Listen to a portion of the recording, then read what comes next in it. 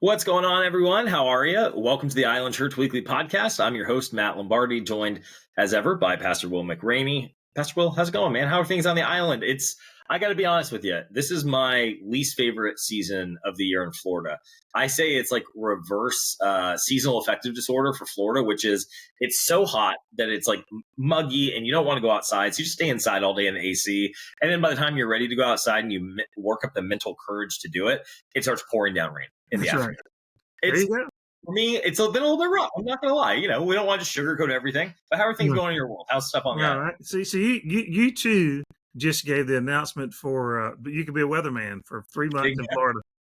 Hot, muggy, chance of afternoon rains. But Exactly. That's the entire summer. At least for the summer, I would be a great weatherman. that's right. That's right. So anyway, people often ask. We travel around the state and a lot of hotels and stuff for breakfast and things of that nature. Back when I was working with the Florida Baptist Convention, and we'd hear people asking about the weather, and we could almost tell them, they said, "How would you know?" Well, because this is what it is every day. Yep. Anyway, it's a good day. We're here. We need some rain. We appreciate the rain, but as a kid, I thinking like, gosh, if it rains, it may rain out my baseball game. So Yeah. that was never my favorite thing. Anyway, it's good. It's all good here. So Awesome. Well, how was your Sunday? kids in school? Everybody's in their spots. Before we hop into Sunday, kids are back in school. To your point, pretty much every activity gets rained out. We're paying for them, and then I say, why are we even paying these months? Because anything that's scheduled at 4:45 in the afternoon is going to be rained out 75% of the time. We were back to school. Got one in kindergarten, got one in second grade, and then we have one that's still in pre-K. But man, the routine and the schedule is a beautiful thing for us as parents, and I know for folks on the island. Kind of summer is coming to a close and things are starting to ramp back up with lots of exciting stuff at the church, getting a little bit more of our normal rhythm. So, I think That's right. across the board, that's a healthy. Yep. Well, this past week I dealt with. I'm in this series on questions, conversations with Jesus, and deal with questions. Questions are just so powerful to address ourselves and address our relationship with people, addressing our relationship actually even with God. Ask us questions, and so I took them a couple weeks ago. Took them all back Genesis 3 verse 9, and where God says, "Where are you, Adam?" Well, He knew exactly where Adam was. He was just trying to get Adam to think about where Adam was. So anyway, it's a very powerful tool, particularly as we try to reach out to people to ask questions about their life and then just engaging, just to let them share as open as they would, and then ultimately move their transitions to where they are spiritually and are they connected with the church family. So questions are very important. So this past week, I dealt with what I call the ultimate question of life, and actually it's almost a pair of questions.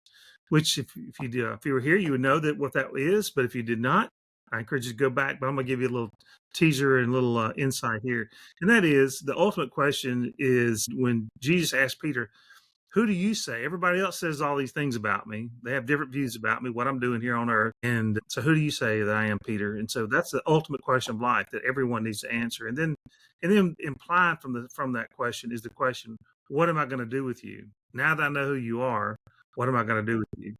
Is he really going to be just the Messiah in our intellect, or is he going to transform every part of my life? My time, my treasure, my talents, my conversations. Is Jesus really going to be the Lord of my life, or is that just a nice idea? So that's kind of what we dealt with this week. And then I actually gave them. I told them, I said, "Here's my third most important question I've ever personally been asked, and that is, do you take this woman to be your wife?" Yeah.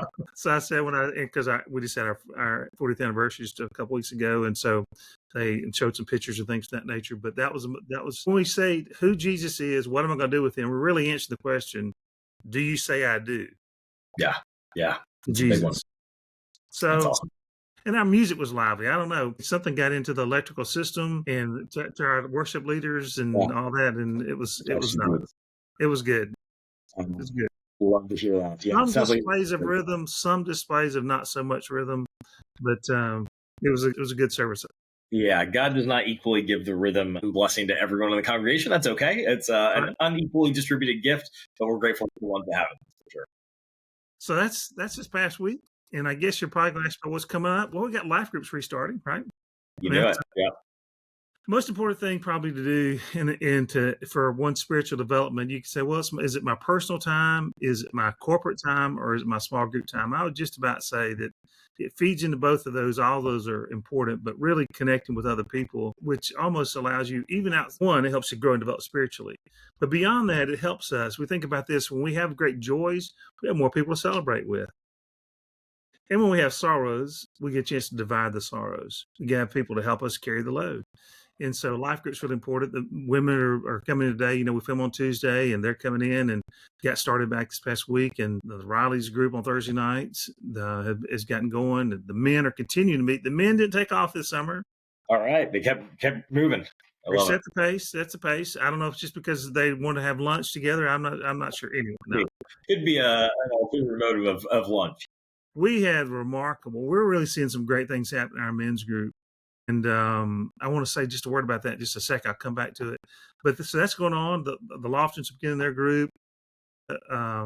Is preparing starting tomorrow, which will be Wednesday the 27th, when we're filming here, starting Grief Share back up. And so they've been preparing. She's been preparing. The team of leaders, several people in our church help out with that. But what an important ministry. So we got that. And we're going to be starting back up strength training. Chris Riley says we cannot teach the women how to do resistance training.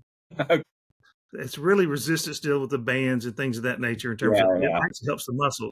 We got to be careful about what we're calling that publicly. Is that what he's saying? That's right.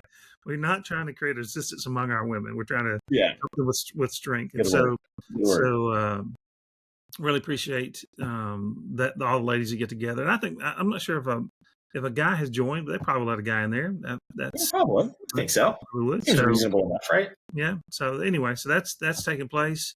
And then a little later, we're going to have trunk or treat. But let me go back to the men. So the men, today we're meeting kind of in a one-off kind of thing, but we're going to look and decide, make a decision. Are we going to go through ourselves the Heart Attitude book? And with that, we actually have a life with attitude, good attitude, life with good attitude, not just any attitude. It has a little, it's kind of a devotional guide that's been redone. Actually, I endorsed this back some years ago. And so I'm actually in the endorsement there on the page. So I've known something about it.